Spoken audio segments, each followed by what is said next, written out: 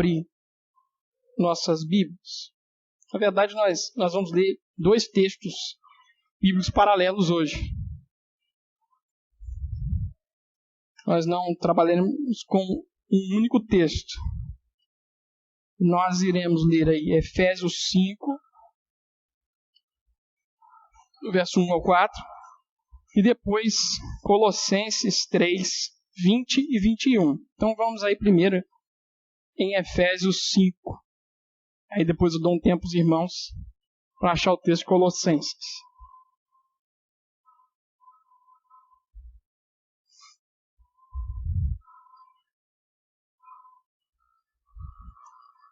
Efésios 5.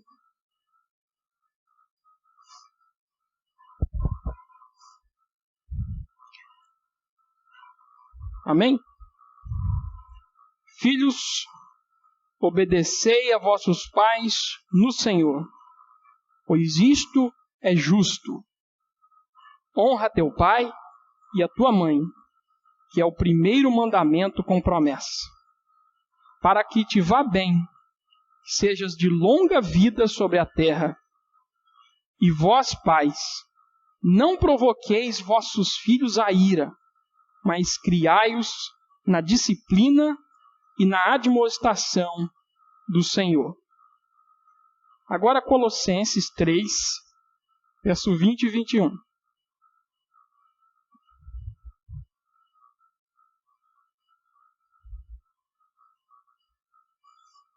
Se vocês quiserem vir para cá ou para lá, vocês vão ficar sem me ver. Eu não sou bonito não, mas...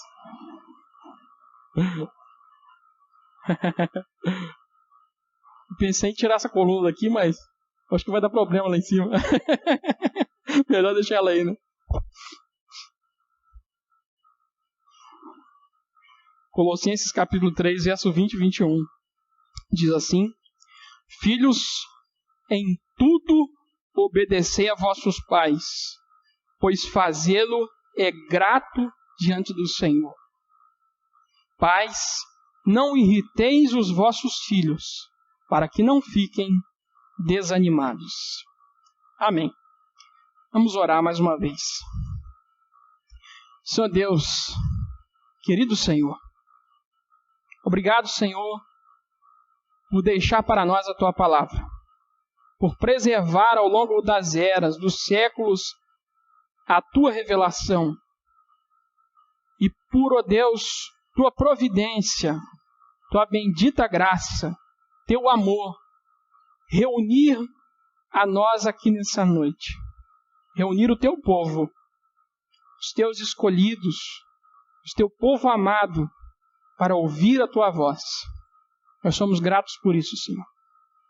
E queremos pedir a Deus, mais uma vez, que abra nossa mente e nosso coração, que, ó Deus, trabalhe em nós pelo poder do Teu Espírito, sem o qual nada podemos fazer, para que mais uma vez possamos aprender a Tua palavra. Nos faz nesse momento atentos à Tua verdade. Em nome de Jesus. Amém. Conta-se uma história, meus queridos irmãos. História muito antiga, que já foi recontada e adaptada de algumas formas diferentes, que uma senhora, uma velhinha, idosa, perdeu seu marido. Ficou viúva. E para que não morasse sozinha, ela foi ali morar com o seu filho, a sua nora e a sua netinha. Só que aquela velhinha já estava tão debilitada pela idade que ela sentava-se à mesa de jantar junto com o seu filho e sua nora. E muitas vezes as suas mãos não eram tão firmes mais como eram no passado. E às vezes ela derrubava comida, às vezes ela deixava a sopa entornar, às vezes ela deixava algum copo cair no chão. E o seu filho e sua nora, eles sempre acabavam se irritando com aquela situação. Quem já tem na família pessoas idosas sabem como às vezes é difícil lidar com cuidado com idosos. Porém, aquele casal acabou se irritando com aquela circunstância. E um determinado dia, quando a velhinha derrubou ali um copo no chão, no meio do jantar, tirando a satisfação do momento da família, o filho voltou-se para sua esposa e disse: chega, não aguento mais.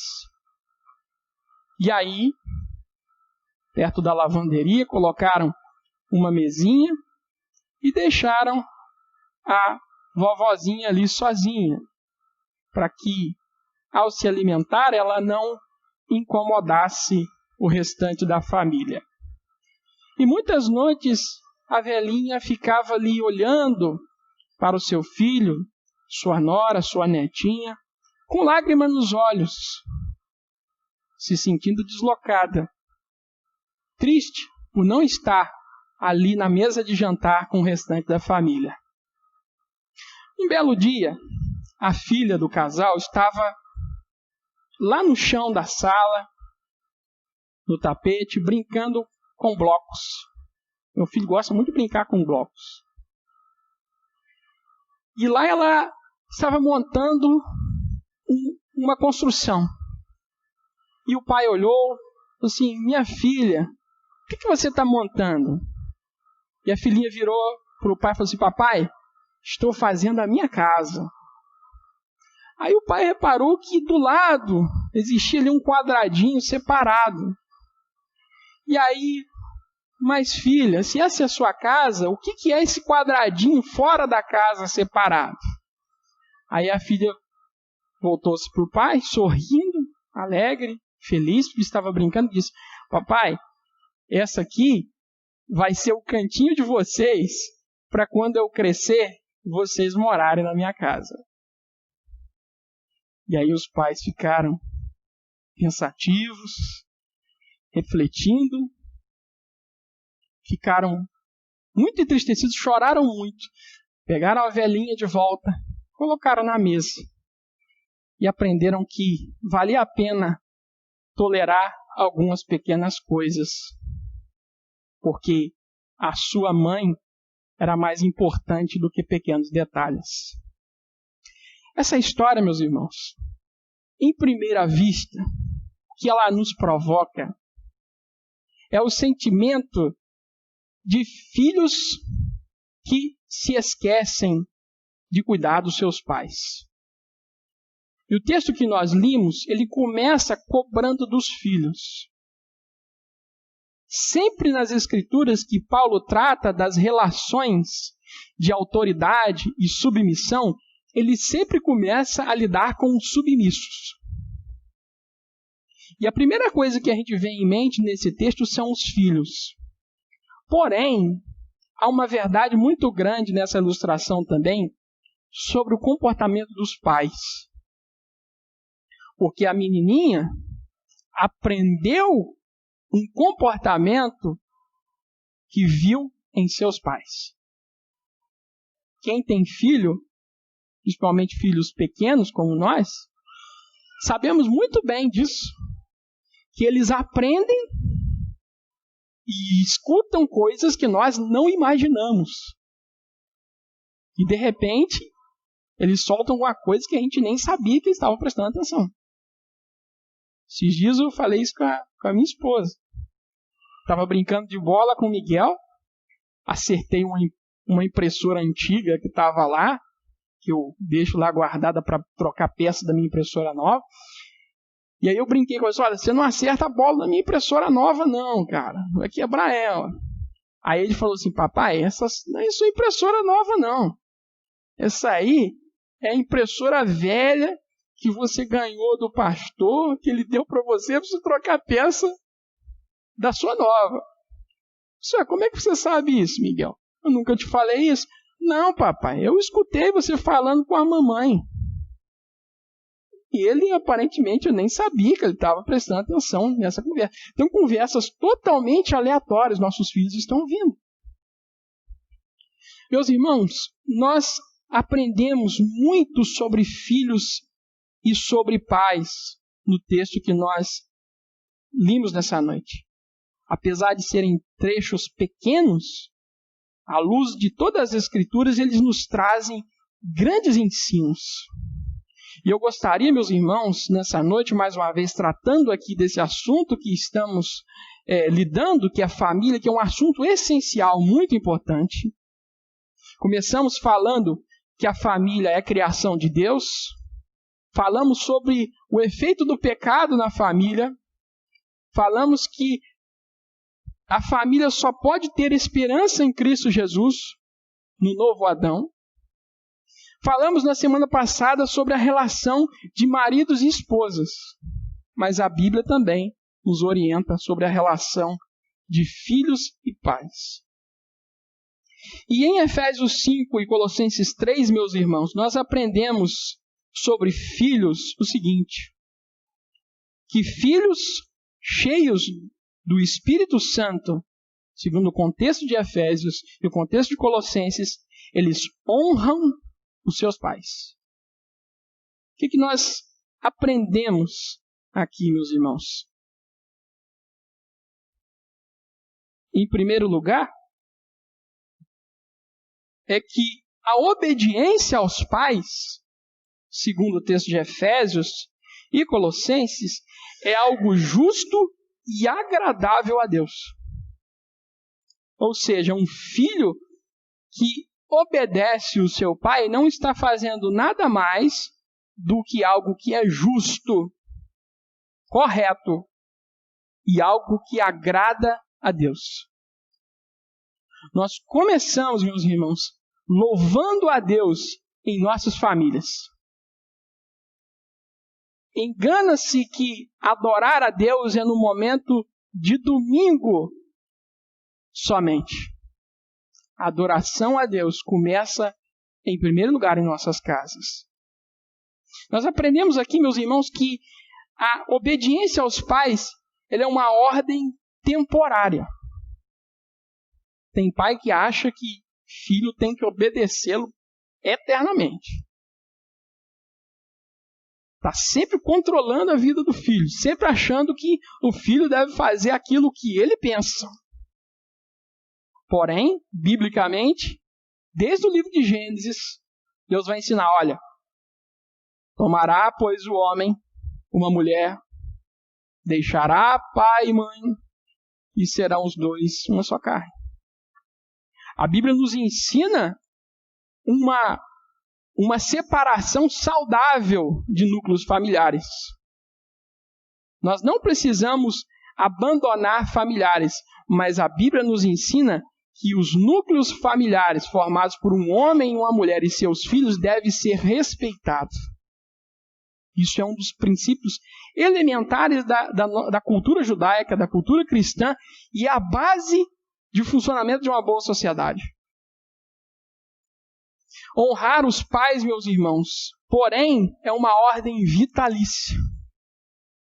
E num tempo como o de hoje, em que os pais são dispensáveis, principalmente quando trazem trabalho, esse mandamento se torna cada vez mais importante.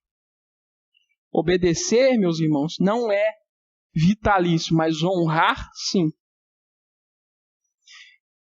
Outro destaque desse texto é que, sejam os nossos pais crentes ou descrentes, nós devemos honrá-los.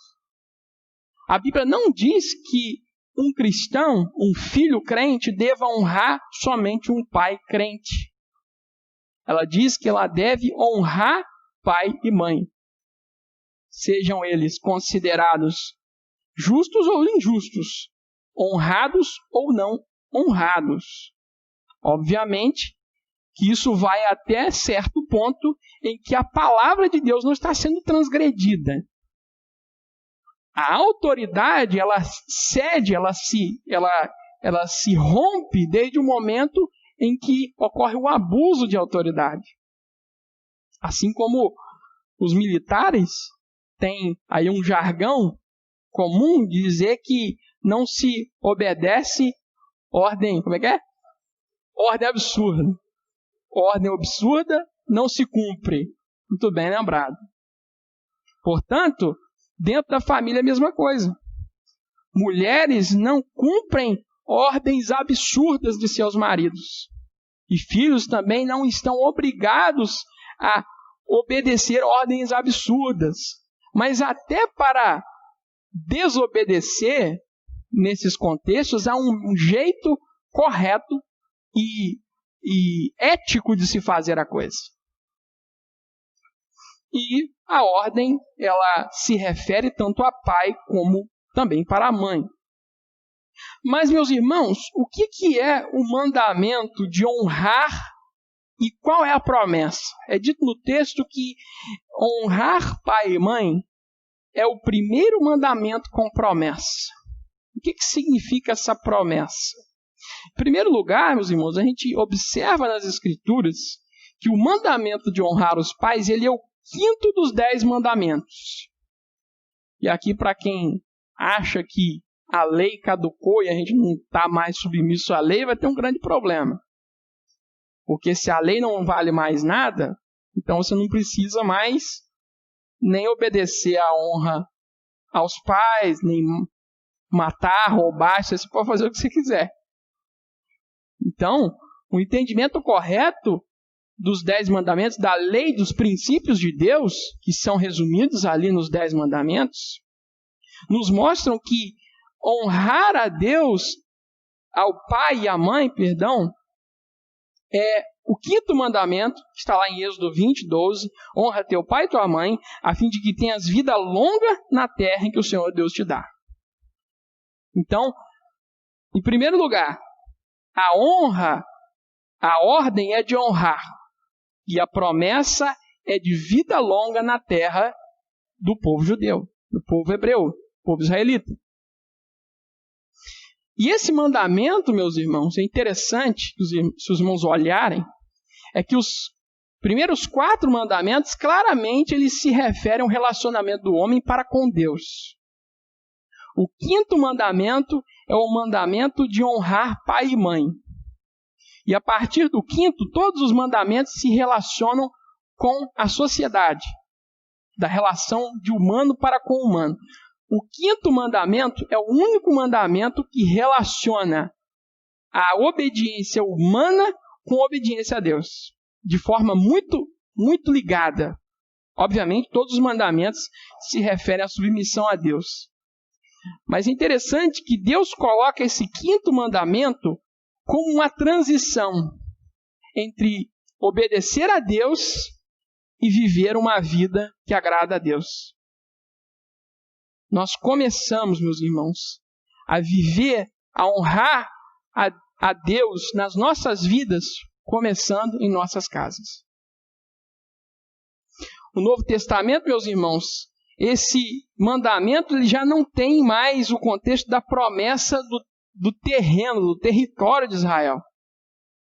Deus não está mais nos prometendo uma terra física.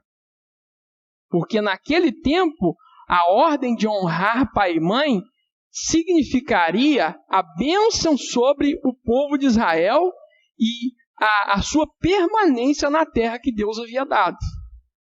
Hoje, porém, quando nós olhamos para o texto bíblico, ele nos diz que a honra e pai e mãe é para que os nossos dias se prolonguem na face da terra. É óbvio que aqui nós não temos uma garantia de vida longa. Tem filho que honra o pai que vai morrer jovem. E tem filho que honra o pai que vai morrer velho. Mas o que as Escrituras estão ensinando aqui é que existe um círculo de segurança. Existe um local de proteção onde que os filhos estão guardados. E esse lugar é o lugar da honra aos seus pais.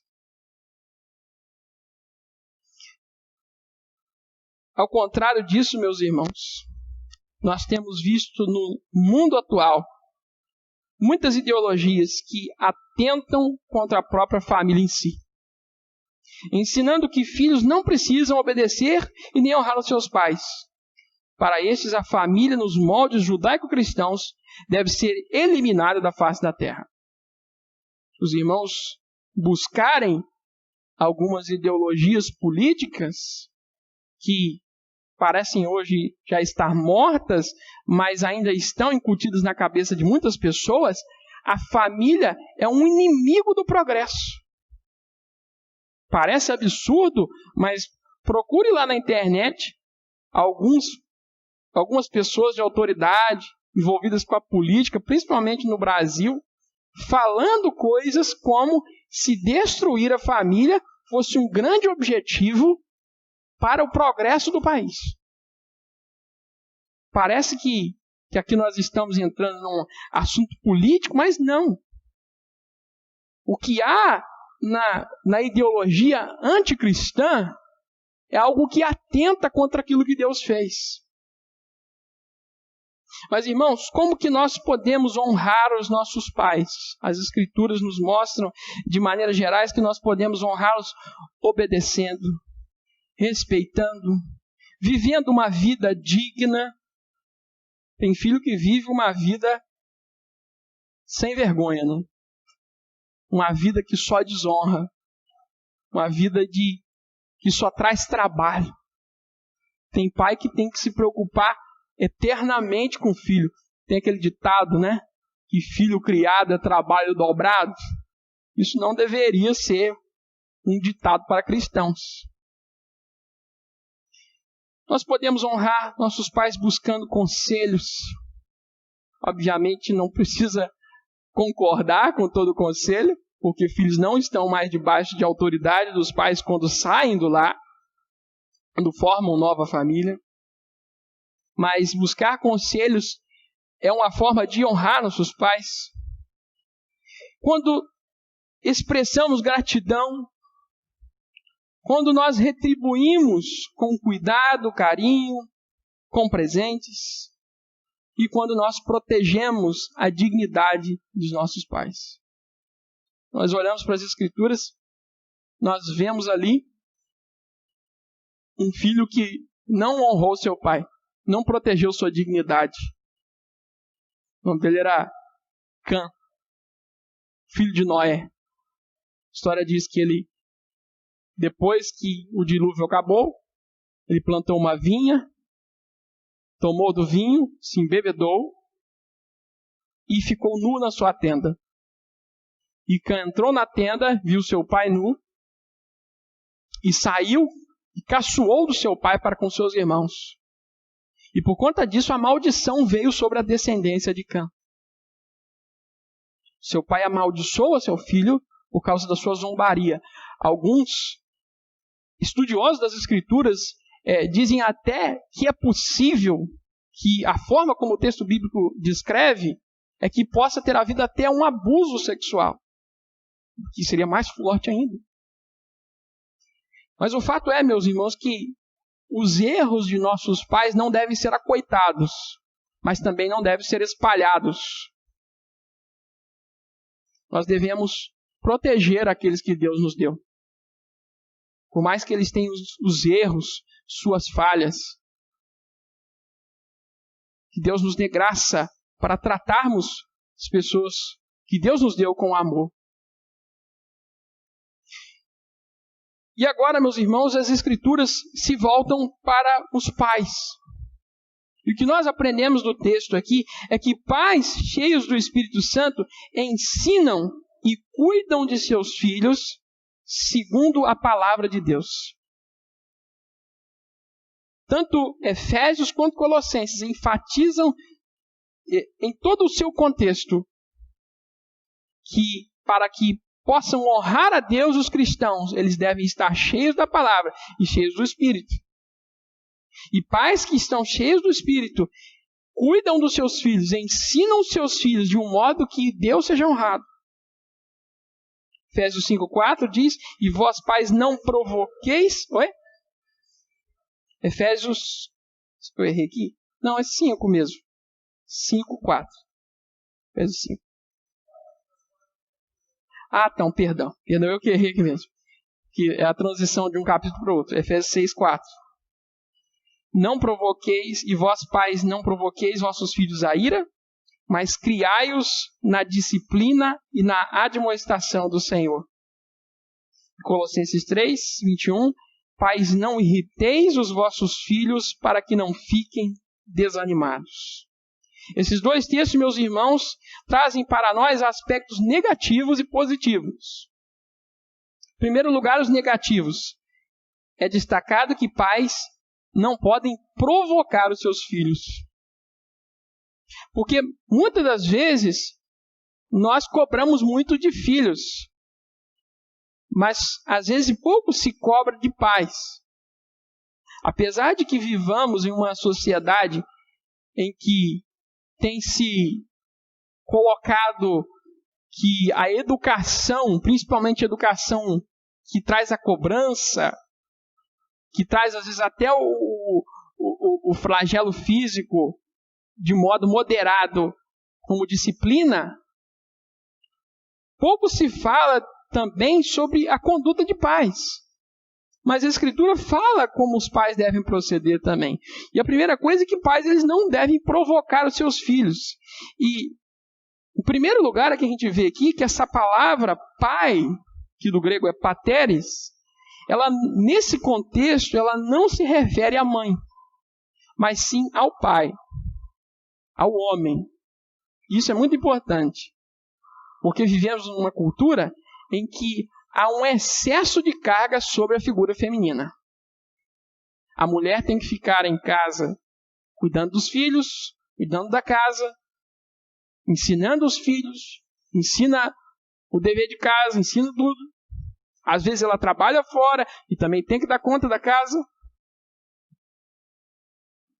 Mas, biblicamente, tanto na cultura dos judeus quanto na cultura cristã, a figura do pai no ensino ela é muito importante. O pai ele é chamado para ser o treinador do seu filho. O pai é cobrado na responsabilidade de instruir o seu filho nas Sagradas Escrituras. No Antigo Testamento era assim. Abraão, Isaac e Jacó eram os professores dos seus filhos. Os professores das Escrituras. A ideia de não provocar aqui, meus irmãos, a ira, é de que pais eles devem tomar o cuidado em que o seu processo de supervisão familiar, eles não incentivem os seus filhos a ira, mágoas e desânimo desnecessariamente.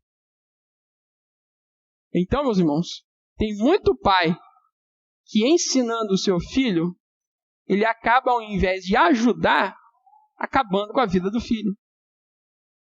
Porque ele cobra tanto, ele exige tanto, ele tem tantas metas, e às vezes os seus métodos são tão rígidos, que ao invés de promover o seu filho, ele desanima o seu filho. Ele deixa o filho irado, magoado. Principalmente nas culturas brasileiras passadas, a gente via isso. Pais que achavam que o cuidado, a educação simplesmente se resumia em flagelo físico. Em bater. Até hoje ainda tem essa ideia. E a Bíblia não condena o flagelo físico. A Bíblia diz, inclusive, que a vara da correção afastará a criança do seu coração corrompido, dos caminhos do seu coração corrompido. Mas o sentido ali nunca é de espancamento, de dores que trazem mágoas, desgastes ou destruição até física, mas sim repreensões sábias. E é lógico, meus irmãos, se a gente for observar, qualquer repreensão, ela é, de início, desgastante. Ninguém gosta de ser repreendido. E todo filho, quando repreendido, fica com raiva. Mas existe uma grande diferença entre a moderação e o exagero. O oposto de provocar o filho a ira é criá-lo no caminho do Senhor. Não fazer nada para corrigir um filho é entregá-lo à tolice inata do seu coração, diz Provérbios 22:15. Diz, inclusive, que você livrará a alma do seu filho do inferno ao fustigar o seu filho com vara. Em segundo lugar, meus irmãos, o texto diz que pais não devem irritar os seus filhos. Irritar, nesse texto, traz o sentido de provocar, criar ressentimento. E na Bíblia, essa palavra, às vezes, é utilizada tanto no sentido negativo quanto positivo. Por exemplo, em Hebreus 10:24, diz que devemos considerar uns aos outros para os estimularmos ao amor e boas obras. A ideia é que pais não devem estimular os seus filhos para o pecado, mas sim estimulá-los a boas obras. Porém, meus irmãos, há muitos pais que estimulam os seus filhos a praticar o pecado. Brigas familiares entre marido e mulher, críticas constantes em elogios, falta de amor incondicional são algumas razões que estimulam a prática do pecado na vida dos nossos filhos. Pois nós vamos ver, inclusive, alguns exemplos bíblicos de como pais, ao invés de influenciar seus filhos para o bem, influenciaram para o mal. Em terceiro lugar, o texto diz, para que não fiquem desanimados. A última palavra dos aspectos negativos da criação dos filhos traz a ideia do desânimo ao ponto da desistência. Pais que nunca ficam satisfeitos com o desempenho de seus filhos, são incoerentes e inconsistentes na prática da disciplina, que possuem filhos favoritos, que fazem comparações, ou que não cumprem suas promessas, geram filhos desanimados. Tem filho que faz diferença entre um filho e outro. Tem pai que faz a diferença entre um filho e outro. Tem pai que tem filho preferido, que faz algo com um que não faz com o outro, que cobra de um o que não cobra do outro. Tem pai que diz uma coisa e não cumpre, que promete e não chega junto. Tudo isso vai gerando no coração de filhos o desânimo. O que está sendo ensinado, meus irmãos, não é que nós não devamos disciplinar, mas que disciplinemos de acordo com os padrões do Senhor. A disciplina que ultrapassa, meus irmãos, a linha de autoridade amorosa e parte para o autoritarismo ditatorial, ela perde o seu propósito e leva o filho ao fracasso. Existem pais que nunca pedem perdão aos seus filhos. Tem pai que acha que o filho é que sempre deve pedir perdão para ele. Mas nunca... Oi, filho. Então, meus irmãos, o extremo oposto de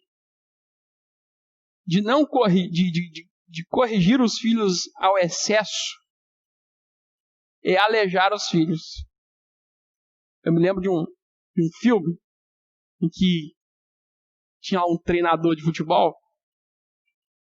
Ele falou para uma outra pessoa e falou assim, olha, você não está fazendo bem para esses meninos que você está treinando. Você está aleijando eles. Então tem pai que protege tanto o filho que transforma o filho em um ser que não sabe se defender. Que não sabe ser independente na vida. Que não sabe fazer nada sem estar na barra do papai e da mamãe. Tem filho, pelo contrário, que acha que pode fazer tudo. Que, infelizmente, é outro tipo de filho aleijado. Porque um filho que não tem coerência, que não sabe limites, que não aprendeu limites no seu lar, irá encontrar muitos problemas em sua vida e sociedade. E a Bíblia, meus irmãos, nos mostra alguns exemplos de pais que provocaram seus filhos para o pecado. E se a gente acha que pecado é brincadeira na família, veja só alguns exemplos de filhos que começaram uma carreira de pecado por causa do pecado dos pais. começando com Adão e Eva. O que Adão e Eva fizeram? Deram ouvidos a Satanás. O que Caim faz? Dá ouvidos a Satanás.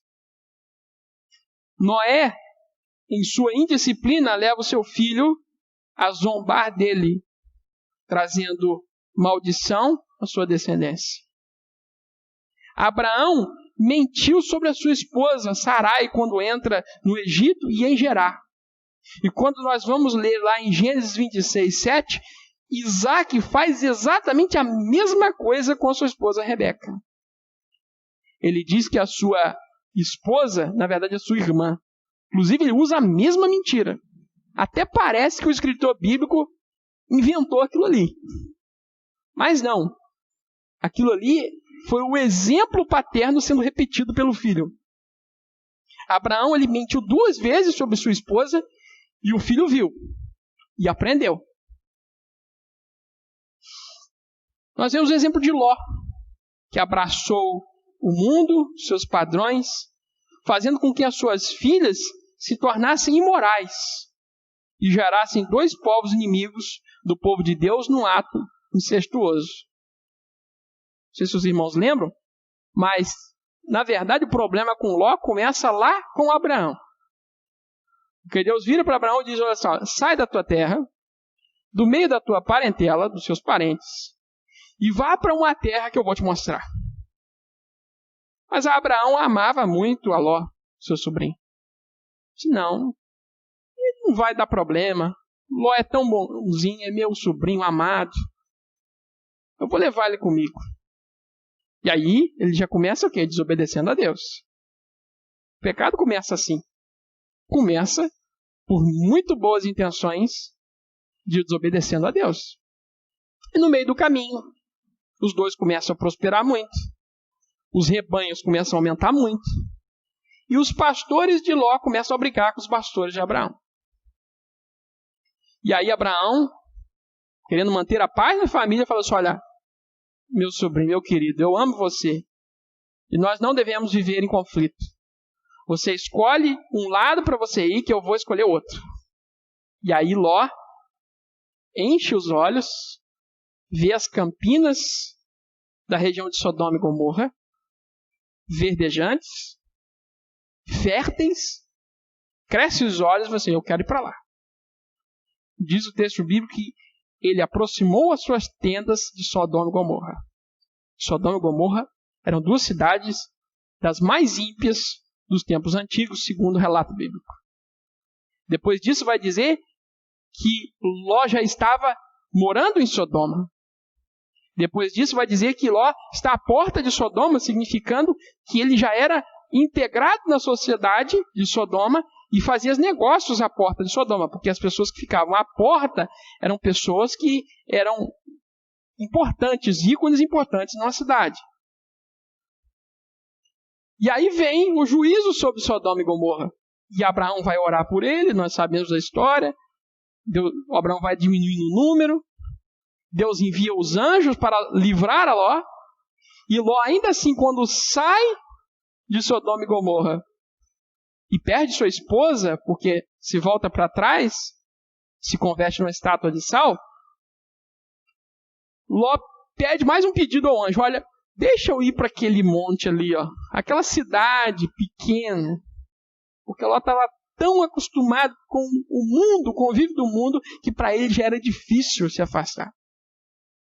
E lá diz o texto que as suas 2 filhas embebedam seu pai e têm relações sexuais com ele.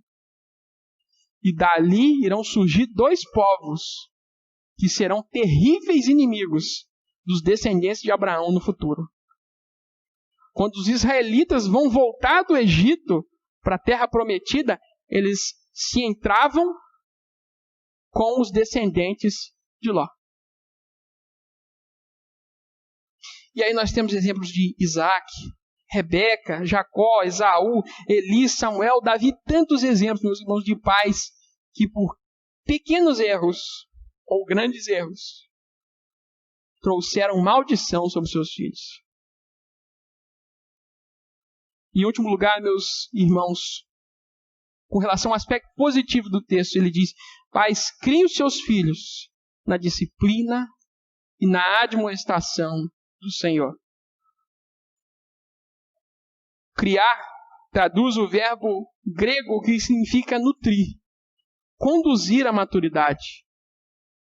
Quando essa palavra é utilizada aqui no texto, o sentido é que pai e mãe devem investir tempo, recursos, carinho para gerar filhos com caráter aprovado. Nosso tempo, meus irmãos, pais se preocupam muito em investir nos seus filhos, mas investir na carreira econômica, de trabalho, de carreira social dos seus filhos.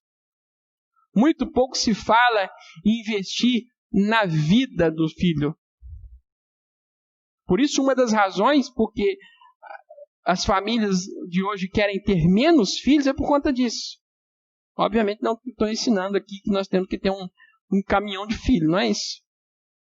Mas um fato é que as famílias antigas tinham pouca preocupação com os filhos se tornarem grandes doutores. Eu me lembro de uma senhora, mãe de um ator famoso da Rede Globo, eu não lembro o nome dele. Eu estava no Domingão do Faustão um dia, ela virou pro Faustão lá e falou assim: você tem muito orgulho do seu filho porque ele é um ator da Globo, da Rede Globo? Só, olha, eu tenho muito orgulho do meu filho, mas se ele fosse um bom pedreiro, eu também teria o mesmo orgulho dele. Porque na mente daquela senhora, o que importava era o caráter do seu filho. Era fazer o seu trabalho com zelo. E isso tem se perdido, meus irmãos. Hoje não há mais a preocupação em criar filhos que tenham coerência, que tenham boa conduta, que tenham disciplina. Pais estão pouco ligando para os filhos que vão jogar na sociedade. E aí nós temos um grande problema que ninguém consegue resolver. E joga-se a conta no Estado, no governo e não sei mais quem. E aí nós temos as cracolândias, nós temos as desavenças e toda essa confusão que se estabelece na sociedade que parece que não tem solução e realmente não tem solução porque tudo tem começado mal nas famílias. Às vezes, meus irmãos, nós pensamos assim: como a minha família é difícil. Você já pensou isso? Mas parece que a família dos outros é tão boa. Parece que a minha família é complicada. Olha, eu tenho aquele tio que é complicado, minha tia é complicada, meu irmão, minha irmã, meu primo, minha prima. Gente, que família difícil é essa minha. Não sei se você já pensou isso. Às vezes a gente pensa. Mas você já olhou bem para as famílias da Bíblia? Como é que é lá? Ó, lá tem irmão mentindo para irmão. Tem irmão enganando irmão. Tem rivalidade entre pais.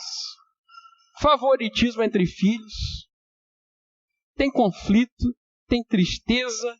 Tem separação. Tem ira. Tem até ameaça de morte. Tem inclusive assassinato. Não é só ameaça não. Mas o que a gente conclui com isso? Será que a gente tem que concluir então que é normal? Então é isso mesmo? Não, não é normal. Não é normal. E a solução para as nossas famílias não é que cada um de nós abandone todo mundo e cada um fique no seu canto. Porque assim o diabo tem convencido as pessoas a tratar os seus familiares nos dias de hoje. Esqueça do seu pai, esqueça da sua mãe, esqueça da sua irmã, esqueça do seu primo, da sua prima, porque lidar com família é muito difícil. Vai viver a sua vida. Mas o que nos ensina as Escrituras, meus irmãos, é que o problema não está nas nossas famílias. O problema está em nós. O problema está em mim e você. E por mais que nós tenhamos os olhos abertos para enxergar o problema que há nos outros, o problema não está nos outros. O problema começa em nós. Não estou dizendo que não existe problema no outro. Existe sim. Mas você já reparou que a gente sempre joga o problema na conta do outro? É sempre assim. Às vezes até na igreja, a gente prega o sermão e o irmão sai da igreja e fala assim, nossa, o sermão de hoje foi maravilhoso porque falou tanto com aquele irmão. E aquele outro irmão também vai falar assim, nossa, o sermão hoje foi tão bom porque falou tanto com aquele outro irmão. E no final das contas o sermão não fala com ninguém. A mensagem não fala para ninguém porque ela sempre fala para outro. Meus irmãos, nós não conseguimos mudar os outros. Na verdade, a gente não consegue nem mudar nem a nós mesmos. E por isso, nós precisamos da graça de Deus. Porque enquanto o problema estiver em nós, não importa para onde a gente muda, ele sempre acompanha a gente. O único lugar onde o problema tem solução é na graça de Cristo, na sua misericórdia, no seu perdão e na sua palavra que confronta os nossos corações. Que você, meu irmão querido, o meu desejo é que você aprenda a lidar melhor com seu pai e sua mãe. Que você, pai, aprenda a lidar melhor com os seus filhos. Que nós aprendamos a lidar melhor com os nossos parentes, aqueles que Deus nos deu. Que nós perdoemos, não guardemos mágoa. Mesmo que nós tenhamos razão, que nós lembremos que nós temos pecado. E que se nós não perdoarmos, nós ainda não recebemos o perdão de Deus. Deus abençoe a todos. E vamos louvar o Senhor. Mais uma vez, estaremos encerrando o culto dessa noite.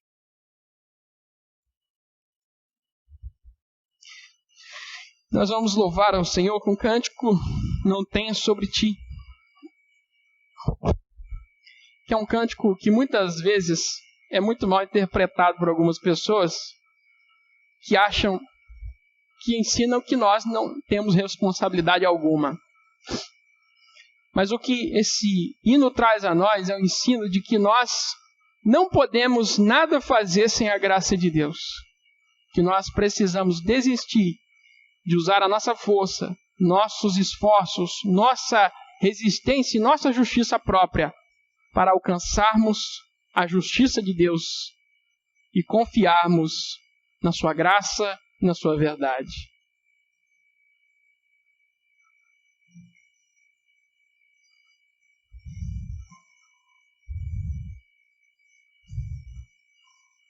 Está fechado ali a mesa. Deixa eu voltar ali.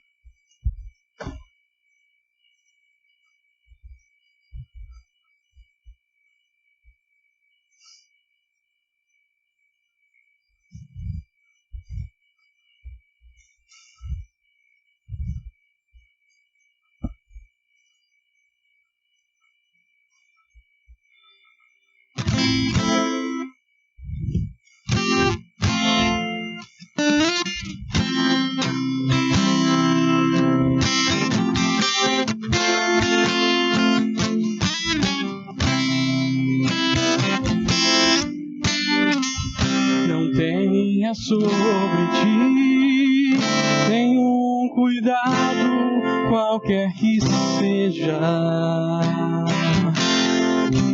pois somente seria muito para ti. É meu, somente meu, todo o trabalho. E o teu trabalho é descansar em mim. É meu, somente meu, todo o trabalho. E o teu trabalho é descansar em mim.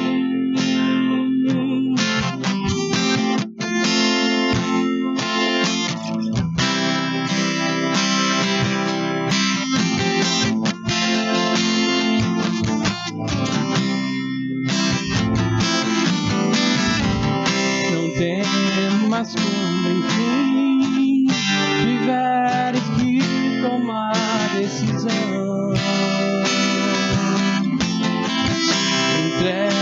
entrega tudo a mim, confia de todo o coração.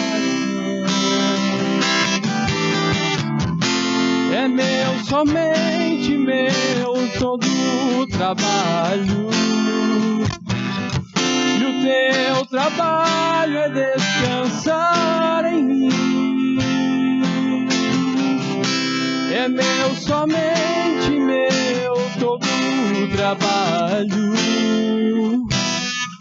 E o teu trabalho é descansar em mim.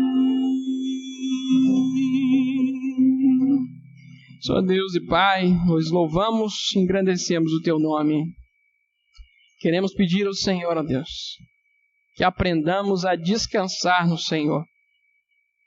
Descansar no Senhor para aceitar o fato de que somente o Senhor, pelo poder do seu Espírito, pode mudar os nossos corações, mudar os corações daqueles que nós amamos e transformar nossas vidas.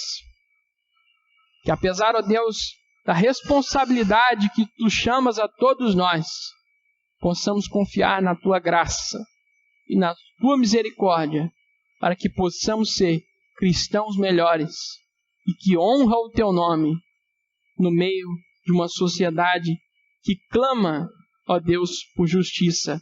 Uma sociedade, ó Deus, que clama, ó Deus, por salvação. Por um mundo que está perdido e jaz no maligno. Que nós possamos ser luz desse mundo, começando em nossos lares. Que possamos esperar no Senhor. Em nome de Jesus nós oramos. Amém.